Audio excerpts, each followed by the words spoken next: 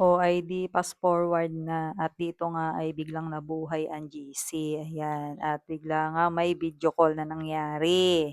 Ang eksena ay nagyayaya nga kung saan nga pupunta. Ay di siyempre, sino bagang hindi busy, 'di baga lagi naman busy lahat. At ang gusto nga dito ni Ka Borlong ay magkikita-kita para sa timbangan na huling challenge, siyempre yung final. At siyempre alam namin na kung sino na talaga ang panalo, eh, di yun nga si Ka Borlong. Siyempre iba pa rin yung nagtitimbang at yung nagkikita-kita nga para makita ang timbang-timbang ng lahat. O ay di ang dami nga rito napag-usapan, siyempre tsismisan ng kung ano-ano mga bagay-bagay, ayan. At dito nga ay sobrang haba nga ng tsismisan, simula 12:30 hanggang 4:00 'to ng hapon, gano'n. At dito nga ay hindi ko naman halos na-screen record, kumbaga, eh, putol-putol din naman. At dahil nga sa isang buwan nga, eh, di siyempre magiging busy na nga daw si Matilde kaya nga nag-aaya itong linggong ito. O, eh, di siyempre hindi naman puwede ang lahat at mga busy nga.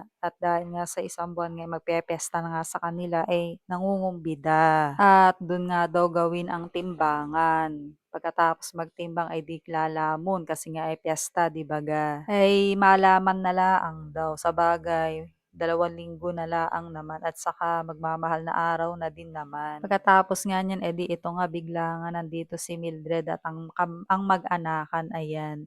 At galing nga silang graduation at eto ngang bunsong si Gael ay di ito nga tulog na tulog, ayan. At ito ngang si Marcos ay di siyempre grumaduate na kaya eto bago lang sila umuwi. Siguro ito ang oras dito ay 1:30 na siguro ito, yan gano'n. Gano'n na kahaba ang aming tsismisan, ayan. At dito nga ay pinag-iisipan pa nga ni Mildred kung siya ay magbubukas ng tindahan kasi nga ay 3:00 pa naman ng hapon ang bukas ng tindahan. At inaantay nga lang niya makakatulog nga si Gael kasi nga siyempre pagka nga may bata ay mahirap nga naman yung may bata na iiyak-iyak o karga-karga 'di baga. At ito nga si Kaborlong ay di bigla nga ding sumilip, ayan, at ito ay napakadalang din sa uwak.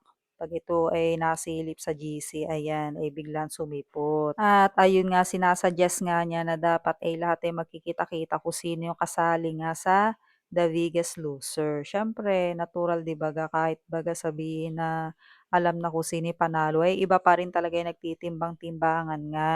O ay di ako naman ay nag-suggest din dito, sabi ko, ay di baka naman na puwede sa May 5 na laang ang final. Aba, ay sabi ni Kabor, "Aba hindi ano, kung ano yung napag-usapan di yun." Oh, 'di ba ga, eh, biniro ko lang naman, ayan. Ay hindi umubra. At dito nga ay napakadaming napag-usapan ng haba-haba, ayan.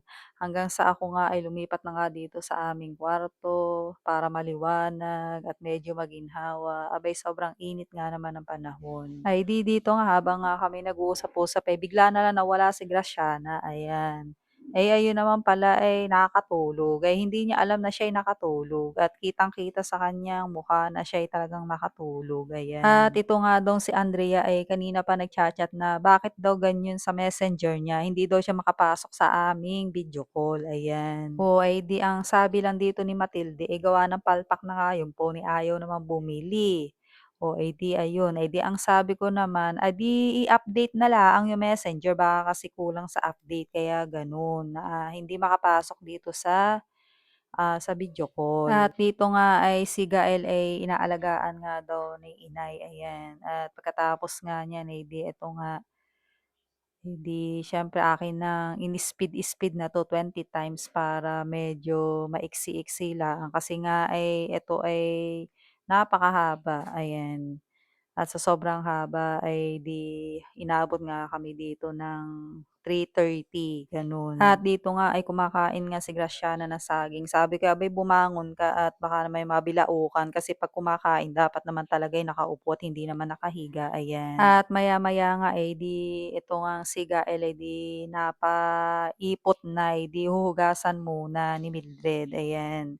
Kaya ito ay wala muna dito, kaya kami munang tatlo. At dito nga'y tinanong ko kung maganda nga yung Furlan na, liquid, ay sabi nga niya ay maganda nga daw. Tapos, eh, yung Safeguard nga daw kasi, ipinalit nga daw niya ay perla kaya maganda. Kasi hindi nga daw hiyang sa Cetaphil, ayan. At ito nga habang nga nasa tindahan nga si Mildred, eh, di siyempre ulaga habang wala pang nabili, ayan. At dala na nga niya dito si Gael, ayan. At dito nga ay medyo nakaramdam nga ako ng gutom kaya ito nga ako nga ay nagsandok ng ampalaya tapos brown rice, ayan. Tapos nga ay bigla ngang tumawag ang nanay kaya ito nga sinagot ko nga kaya ayun nawala na ako dun sa GC, ayan. At pagkatapos nga namin mag-usap ng nanay, eh, di ito nga ako nga ay nag-andar na ng lulutuin na chicken pastil, ayan. At hindi na nga ako bumalik sa GC at dahil nga sa ako nga ay nagluluto na rito, ayan. At saka pati lobat na din ako kaya hindi na ako bumalik dun.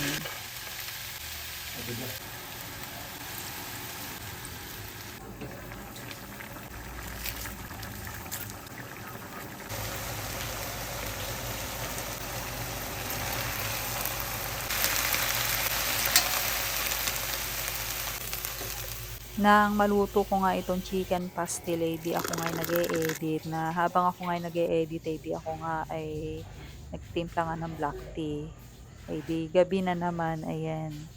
Dito ay 7:46 na ng gabi at may buwan, ayan.